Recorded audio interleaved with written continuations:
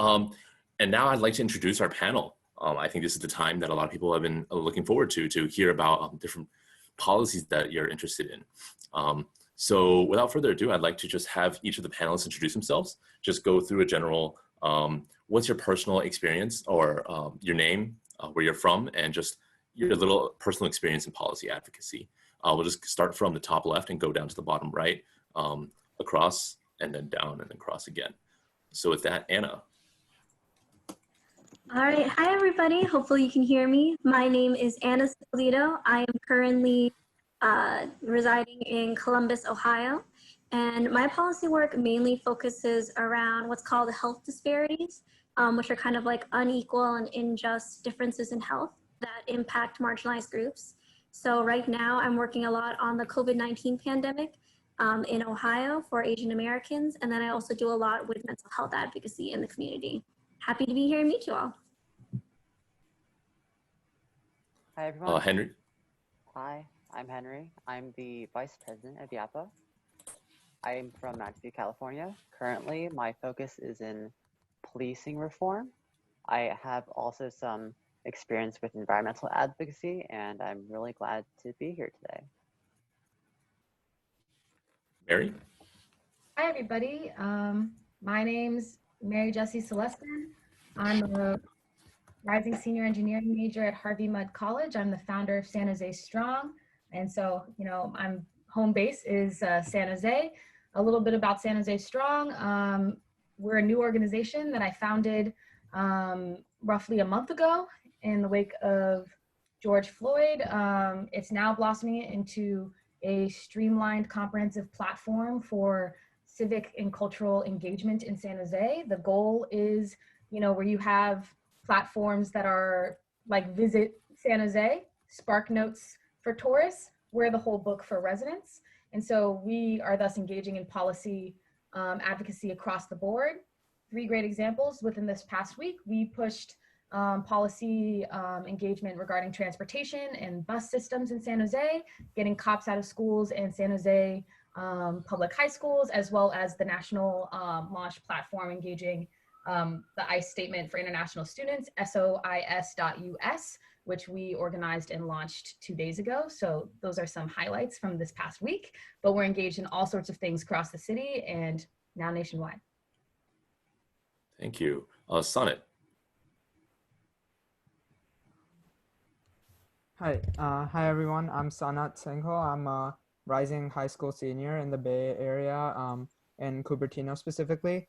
So I've been involved with environmental advocacy since sophomore year, basically getting first in my school's environmental club, and now as the co-lead of Cupertino Youth Climate Action Team. We work with the city and the Sustainability Commission in our area to pass climate policy and advocate for various climate policies. I'd say some of our main accomplishments in the last year have been helping pass all electric reach codes in Cupertino, and working with the city to have a Green Volunteers program recently, along with helping lead the Silicon Valley Youth Climate Strikes that happened last year. So those are some of the things we've been working on, and we're excited to continue doing work in the city. All right, so Serengeti currently, she was actually moving into New York 30 minutes ago, so she's still unpacking her laptop, and she'll be here shortly. So let's move on to Young for now. Hi everyone, this is Young Jung with the National Council of Asian Pacific Americans, or NCAPA. I'm the Policy and Communications Associate. I'm based in Arlington, and I used to work in DC when the offices were open, but I'm proud to say I'm a proud Californian from Los Angeles. And some of my work, just to give a short line, our coalition is basically a coalition of 40 national Asian Pacific American serving organizations. So if you're asking, where is our NAACP, where is the AAPI, Unidos US, we are the organization that does basically AAPI advocacy on the national front. And I personally work on housing and economic justice, education, and civil rights policy. All right. Zara? Hi everyone, my name is Zara. I am a rising senior at the University of Buffalo. My policy work is more involved at the university level, where I was involved with Student Senate, so that's dealing with academic or environmental or social issues, etc., with administration. And I also helped incoming freshmen, college freshmen, register to vote on their moving in day. And then I also interned with New York Senator Kirsten Gillibrand in her Albany regional office through APAPA, which stands for Asian Pacific Islander American Public Affairs Association. All right, and I believe that Serengeti has made it. If we go ahead and have her introduce herself, name, location, and just your general experience in policy advocacy. Hi everyone, I'm Serengeti. I actually just got off a flight, but this is important to me, so I wanted to make time for it. I am currently a student at Columbia University with Dylan, and I also work full-time at the Center for Reproductive Rights, where I'm a legal associate working on a few different cases for the advancement of women's reproductive rights, pretty much. So access to birth control and maternal care and all of that stuff. I'm here on my own personal capacity though, just to add that caveat. But a lot of my experience in advocacy besides this one, which is more so legal advocacy, has been pretty much within the city of New York, trying to build different coalitions to essentially increase voter engagement. And I've done that through voter education and stuff like that, such as speaking to high school students and you know, having huge voter drives. And I've also done a good amount of advocacy work in California, where I was working at the state capitol, as well as DC. So, you know, I think from my experience, you can really engage within political advocacy in so many different ways. All right, thank you, Serengeti. And yeah, like we said, things were a little bit of a rush. Let's get one question. So our participants, were asked to submit questions that they were interested in, and we compiled a list of questions based off of our submissions on Eventbrite. And so here we are. We'll have a couple questions that were taken from that list, and we'll just ask each panelist one of these questions. So we're going to be asking the first 4 panelists the same question, and it was just one thing you wish you knew when you first started work in policy advocacy. So Anna, would you go ahead and give us your response? Yeah, so I think that if I could only pick one thing that I would have liked to have known when I started policy advocacy, it would be how helpful it is to have some kind of mentor. You know, when you're when you're working on being an advocate, especially if it's, you know, one of your first time, or maybe you're someone who doesn't quite know exactly how the process works, it's so incredibly helpful to have someone there who knows what they're doing, who has done this before, or even if they haven't done specifically, you know, policy work for your issue that you're interested in, or, you know, policy work in general. Maybe they can be a mentor in learning how to, you know, public speak. You know, you're meeting a lot of new people when you're doing advocacy. Maybe they can be a mentor in just helping your confidence. You know, having a mentor in general is just something that is so beneficial. It helps you learn a lot faster. And it's always nice to have someone who's got, you know, got your back and is there for the emotional support, as well as, you know, helping you with other things as well. Absolutely, definitely agree. Henry? Yeah, I definitely echo Anna's point that mentors are important. I think that in general, I guess more broadly speaking, policy advocacy is very difficult. Policies are very complex. They're very messy. I'll talk about this more, I guess, when it comes to breakout rooms, but I did some advocacy regarding a local mine in the Bay Area, just one mine operating on the side of Black Mountain. That one mine, oh my God, it's a whole legal environmental health mess. Like there are just so many legal documents involved. So it's just a lot of work.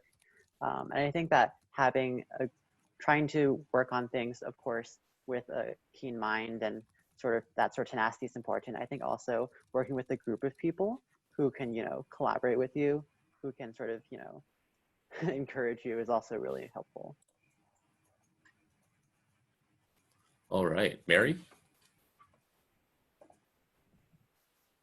Sorry, I tried to unmute myself, but then the pop-up came up, so it was taking me 2 seconds to do both. But yeah, to build off the previous statements regarding this, honestly, I really think having a core set of values and a mission statement are incredibly important. And so that's coming from me as the founder of a new organization where I was thrust into this public space of, now I'm plugged into all of the organizations, so many organizations of South Bay and political leaders. But this started for me because I made a guide to activism in San Jose that went viral on my Instagram. And I was like, there's a need here. Let's start running this. And one of my first biggest learning lessons, which didn't have to do with policy, but it had to do with organization, and it ties into policy, was a faux pas in collaborating with a Juneteenth march, where the event that we sponsored,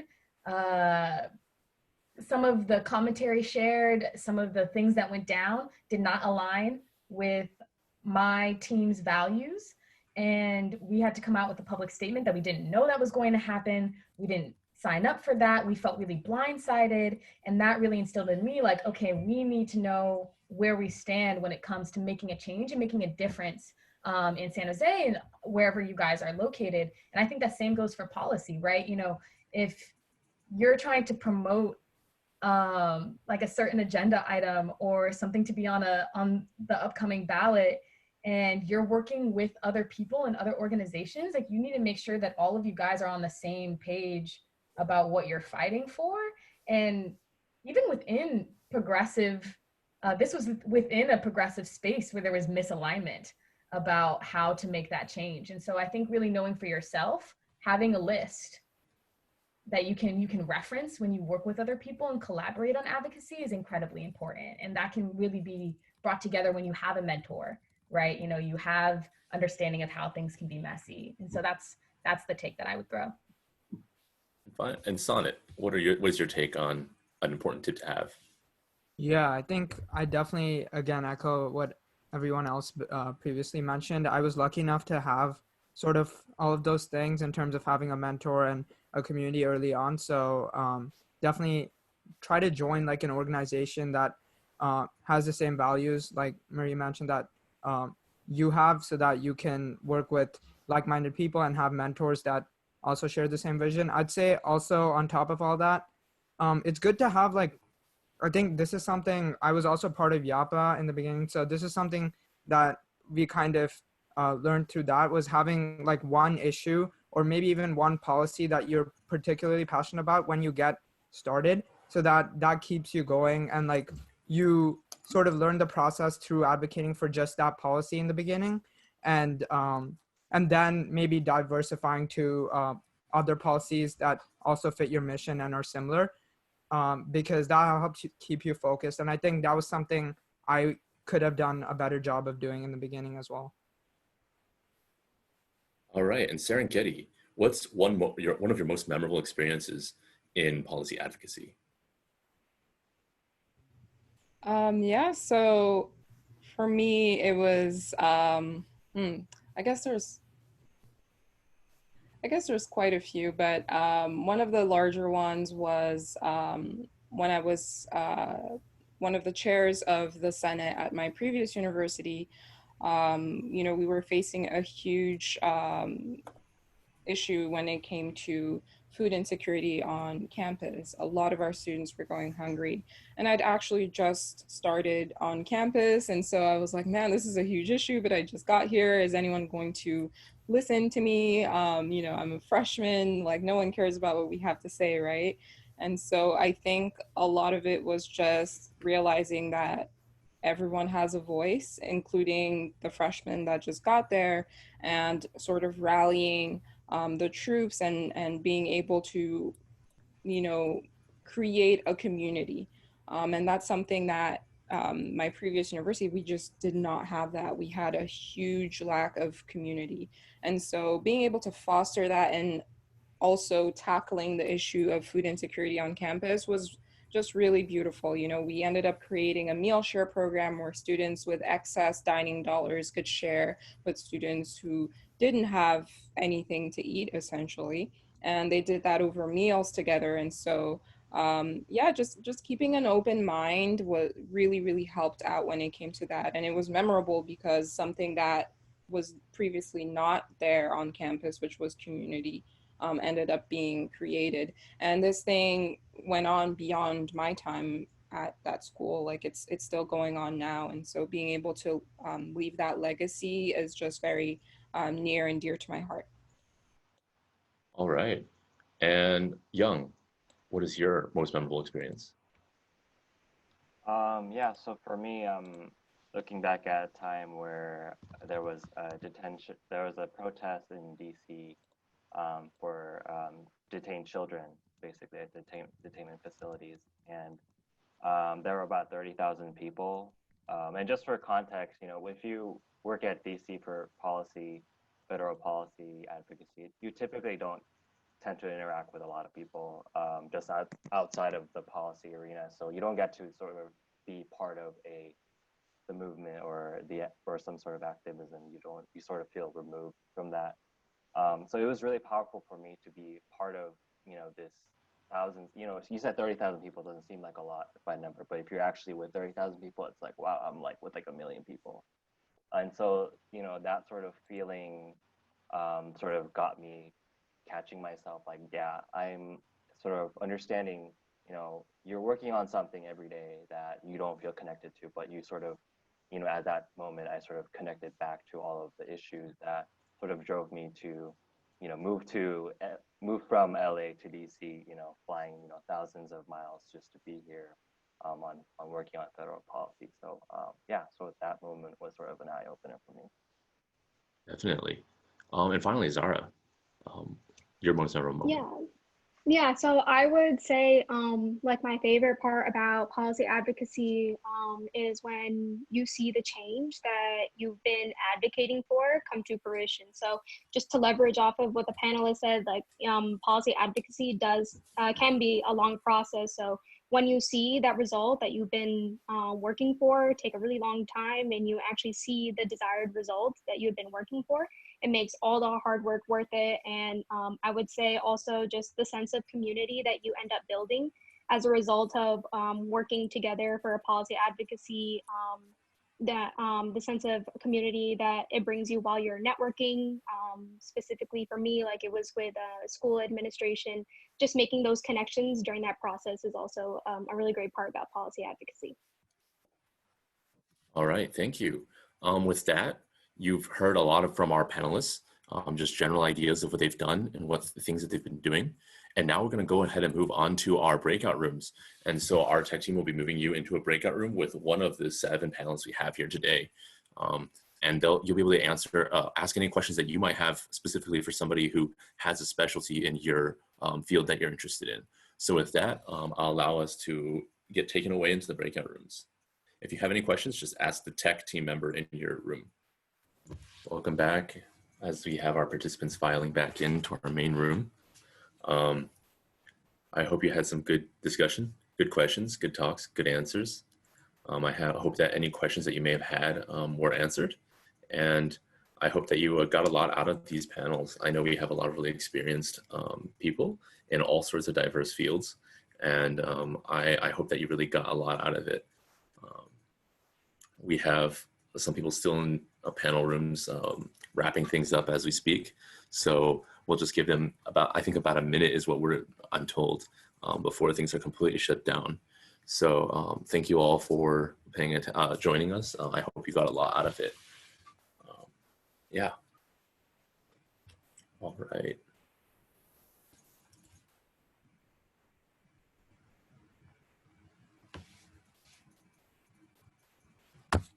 Welcome back, everyone. Welcome back, everyone. I hope you got a lot out of this.